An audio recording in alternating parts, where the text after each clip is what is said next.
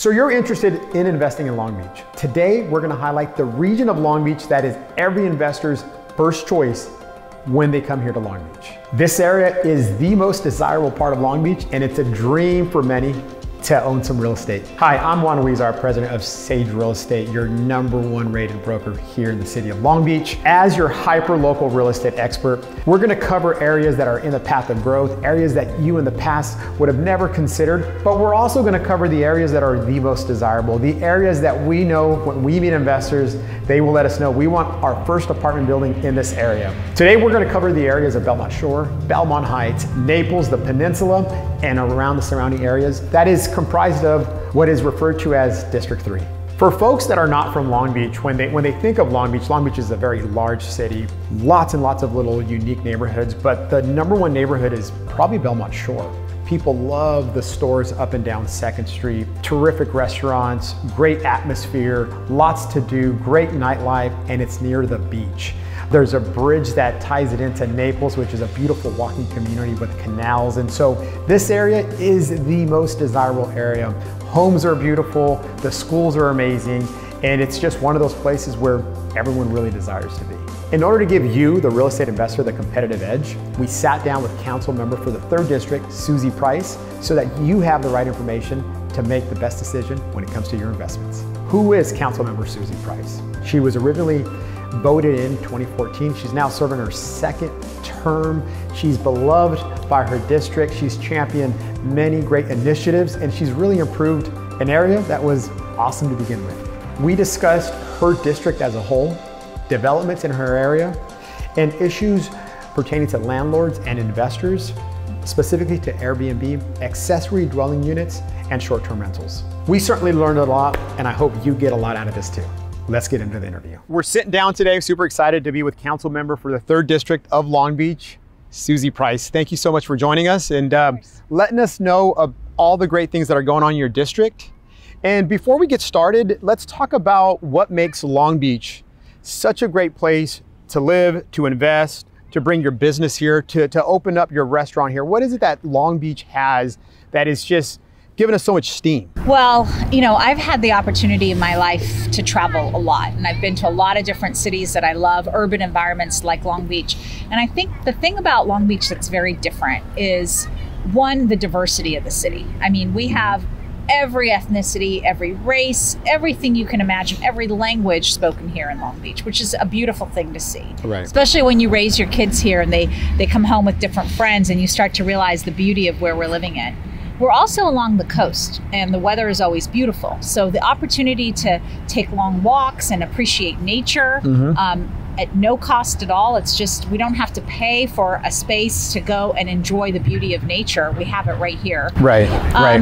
And then also just, to me, I think about its proximity in the region. Its proximity to downtown, its proximity to Orange County. We're just very centrally located, and I think that makes us very desirable.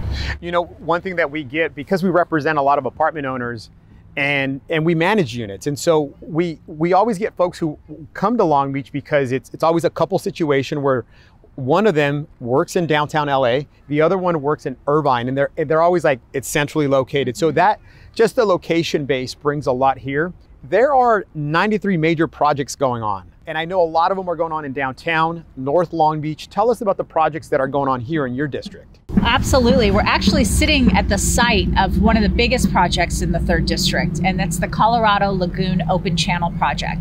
So this water area behind me is the Colorado Lagoon. And it used to be this amazing, thriving environment where people would come and they'd swim in the water. The water quality was excellent.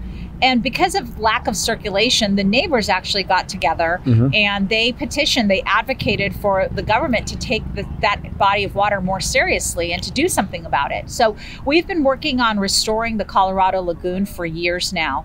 And right now, what we're going to be doing to obtain long-term good water quality is opening it up to the Alamitos Bay. Okay. So Colorado Lagoon will now be extended. It'll go through the park. And it'll hit Alamitos Bay in what we call the Open Channel Project. And that will allow for long-term circulation of the water as it's going to be connected to an open water source in perpetuity. And it's a huge project. It's about a $26 million project. Okay. And the Port of Long Beach is the city's partner. So that's kind of the biggest project happening right now. A couple of other huge projects that we have is the Belmont Pool. It's been in the works for many years, now we're working on our funding gap and trying to figure out how we're going to identify the remainder of the funds so that we can open that pool hopefully in advance of the 2028 Olympics. It'll be a beautiful draw to the area. Yes. And then finally, another water quality project that we have that's not yet funded, it's about a $30 million project, is the replacement of some pumps that are operating in Alamitos Bay, near the Naples Peninsula. People think about that area. That's what we call the Alamitos Bay. Right. So right now, AES, which is a local company that produces energy, makes energy, they have a methodology in place that's going to be terminated in 2023. And that methodology for creating energy allows for the water to be sucked in through these pumps and heated, boiled to a certain temperature. Right. And that's necessary for energy production.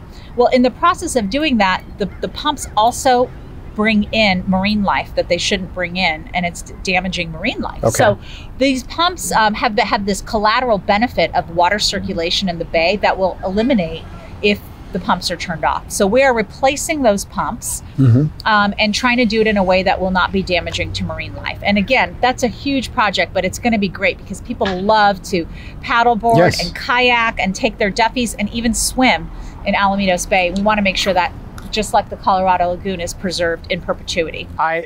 I do some swimming in the bay as well in the morning with a wetsuit, and I look forward to swimming here one day. What's the timeline for this to be opened up to the waterway? That's a great question. So we were supposed to start this year, but we're a little bit delayed because we're still out to bid, trying to identify our contractor partners. Okay. And so I think once we get them in place, which should be hopefully in the next 4 to 6 months or so, the project itself will take about 2 years. Okay. Okay. We're building 2 new bridges. Well, we love the little bridge that's built here, and it's nice to run on, and so this is very picturesque, and so we love what you've done so far.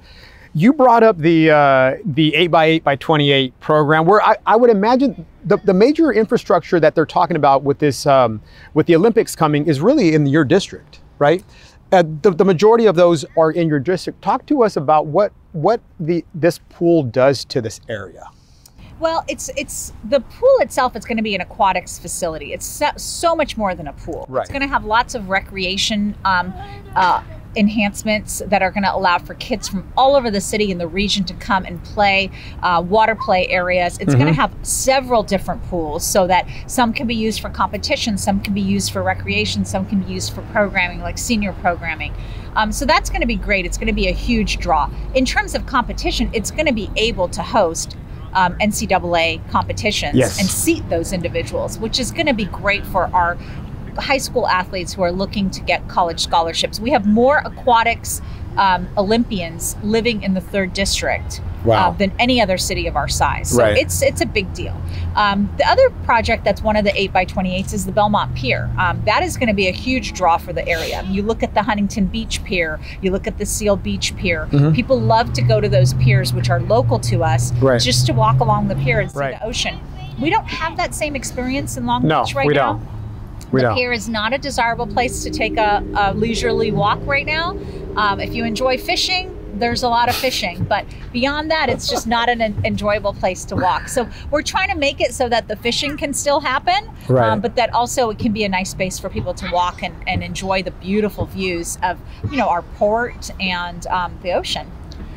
One of the projects that that we didn't mention, and maybe because it's been completed, and I know that you championed this project. In fact, we keep hearing from the city that you did it in some record time, would be the PCH and Second project. Talk to us of what that's done to that corner and kind of the lifestyle that it's provided for the folks in Long Beach and really quite LA. What we have now is LA and Orange County coming here because it's such a great location. Oh, Second and PCH has completely transformed Southeast Long Beach.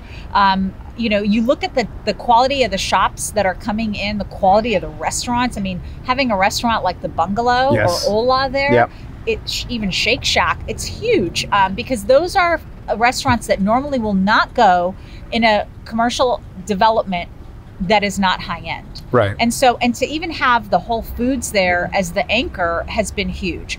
The day the site opened, I got a voicemail from Beverly O'Neill, who's our former mayor, who's a mentor of mine. And she said to me, I never in my life imagined that we would have a Whole Foods that looks like what we have at 2nd and PCH here in the city of Long Beach. She said, it's just so elevated. It's so upper class. She loved the development. And that says it all. I feel like it's stepped up everything. It stepped up the housing around it. It stepped up what's going to come next to it and what's going to come across the street from it. Right. It's raised the status of Southeast Long Beach. The restaurants and the businesses that are signing up to do business there would have never considered Long Beach a profitable venue. And we're proving them wrong now. Proving their past fears wrong, because our residents are supporting those businesses in record numbers. There is a lot of opportunity for economic development and engagement here in the Southeast Long Beach, and probably throughout the city as well, but I can really only speak to my district. There's a lot of opportunity for retailers and restaurants to make a lot of money here. We just haven't had the opportunity to present those offerings to the residents until this opened. Well, you know, when I mentioned 93 major projects, in terms of affordability, you know, Long Beach is considered the last affordable beach city that we have, right? So it's brought in a lot of attention. And then because some of the bigger players have started to come here, I think it's done this domino effect where it's like, you're gonna swim next to the whale that's coming into Long Beach, which has already been here. So we really love what's been going on. Since you brought up the project next door, which is gonna be the Marina Shores Retail Center that was just announced this week for us to see, and talk to us of what that's gonna possibly turn into. Well, I haven't seen the plans yet, but from what I understand, it's going to be a really great, much needed housing and mixed use retail space development. And I think it's going to be fantastic for the area. What we're seeing is, you know, people want to drive less. We really have, in my opinion, not enough opportunities for our seniors to find housing that is suitable for them. They may not want to be living in a 2-story house anymore. They may want to live in a condo where they can walk downstairs and get their grocery shopping done and go view the water and things like that. And so I feel like this development is going to really cater to people who don't want the fuss of single family home ownership and the convenience of being able to have access to anything they want pretty much 24/7. In a very urban setting. And the fact that it's on the water, I mean, it's beautiful. It's got so much potential. You know, my only hope would be that the developers for that site come and meet with us early, like the developers at 2nd and PCH did, because we were able to really fast track that development, because the mayor and I met with them on day one and we said, we like this, we don't like this, we'd love to see this, can you work on that? And they went back to the drawing board and they came back with exactly what we had asked for. And to me, that was the success. Nobody knows this district better than me. Nobody. I mean, other electeds may, who have lived in this area or worked in this area, but nobody knows this district right now the way I do. And so I know what is missing. I know what will succeed here. And I feel like that development could do very well if it's designed correctly. So here at Sage Real Estate, we've created a community that looks after mom and pop apartment owners. A lot of our clients, I don't want to call them full-time investors. They're folks who bought a property 30 years ago. Maybe they bought 2, but they bought it with one goal in mind, was one day I need to retire. I'm self-employed. I need a retirement. I don't have a pension. And the majority of my clients are those people. And there's been all these laws with rent control, eviction moratorium, and it's just gone on and on and on. And sometimes they don't even know, like, they'll call me and say, can I raise their rent? And then I have to walk them through this. And so part of doing this is for us to educate them. And so there's a narrative out there that if you're an apartment owner, that the cards are stacked against you, that there's more and more laws being passed against you as a landlord. And I guess my question is that narrative true? And do you believe that that's going to continue to just get stacked against them?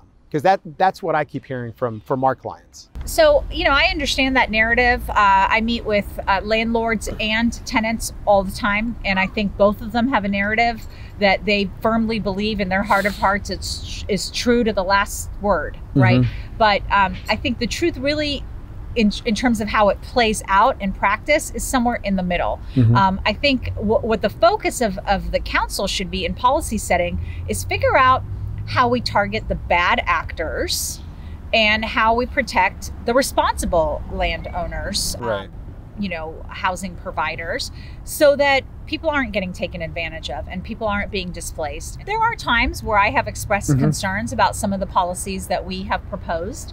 And I feel very strongly, especially I'm a lawyer, it's my background. So for me, there's always got to be a nexus between a policy decision and the problem. Right. There's got to be a nexus there. And so that's important for me. And also everyone has to have due process. Right. All stakeholders need to have due process. And so that's important to me. I think we've done a good job of balancing the interests, and people may not be 100%, neither side is 100% happy. But I think that's probably when we're doing it right. Because if you're doing everything one party wants you, then you're basically just giving a special interest everything they want. You don't want to do that on either side. Let's talk about ADUs, accessory dwelling units. So the state is for it. The city was forced to be for it. What are your views on it, and how much of that are you seeing in District 3? So, the city went through a very extensive ADU policy creation process where we had stakeholder meetings, and I thought we came up with a pretty good ADU ordinance in the city that allowed for open space, that took into consideration things like parking, that talked about size limitations and number limitations. And then, of course, the state enacted its own ADU law, which supersedes now the city law. Okay. So the city law and the city's efforts are now completely irrelevant to the ADU discussion, where we are all operating under the state guidelines. We haven't seen too much of it in the 3rd district. I think generally speaking, ADUs are a great concept. When you think about the idea of a mother-in-law quarters or a grandparent flat, in the back of a house, I think it's fantastic. It's a great opportunity to build additional housing, keep family nearby, keep children nearby, but also have the opportunity to have additional housing.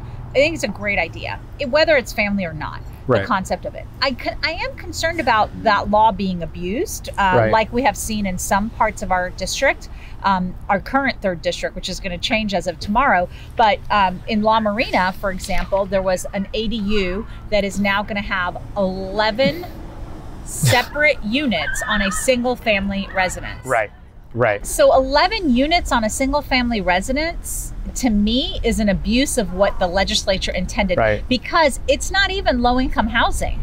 No. It's student market rate housing. It's going to be student housing. It's basically an alternative to a dorm in a residential neighborhood. So we're working very closely with the residents of that community to educate them on what their rights are. So if there are any rights of theirs that are violated, they know who to call, and we can pursue it from the city attorney's side if there's a nuisance. But we haven't had any complaints of that yet. But that's my only concern, is the abuse of the ADUs, not necessarily the ADUs in the manner that we had envisioned them. And that specific property hasn't been completed yet. They're still working on it. So there's no tenants in there yet, but I'm sure they're going to be coming here soon. Let's talk about Airbnb. Now, a lot of our clients, they come into Long Beach, they want to buy near the beach, which happens to be your district, and their thing is, I'm going to Airbnb it. I don't care what the rents are. And then we remind them that there was permits that were issued, they've been exhausted, but they still go through with the Airbnb process. What are your thoughts on Airbnb and I guess the way that it's being utilized right now? So Airbnb, obviously we went through an extensive process with that too in Long Beach, and we do allow for them. We have a limit on the number that we allow. In the coastal zone, none of our procedures are currently being implemented because we're waiting for the Coastal Commission to approve the ordinance. Okay. So you mentioned Belmont Shore.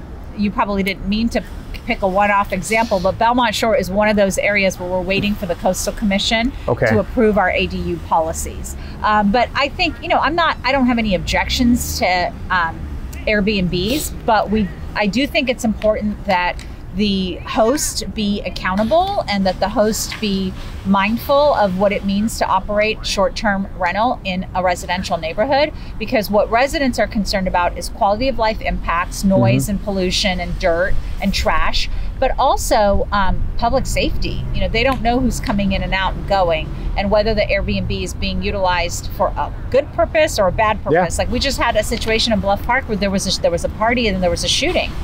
And it was a domestic violence incident. And certainly the residents this is an area that never has shootings. And now they have a shooting. Of course, they're going to attribute it to the Airbnb. So, we're trying to put some controls over the hosts to make sure they're responsible neighbors, and really trying to work with Coastal to figure out how do we allow for this affordable housing that's a priority for them, which Airbnbs are not, right, while also allowing people to be able to utilize property for Airbnb as opposed to being able to rent it out long term to someone who might need housing. Thank you so much for your time. If there's investors, you got employers out there, why should they consider coming to District 3? Oh my gosh. Well, I think I live in the best place on earth, and I live in District 3. You can see from our setting here, it's a beautiful space where you can get traditional neighborhoods where you feel safe walking around, beautiful tree-lined streets. You can have access to the water within 10 or 15 minutes from anywhere you live in the 3rd District. You have a thriving business corridor, multiple thriving business corridors in Belmont Shore and on 4th Street and our Zaffaria and now 2nd and PCH.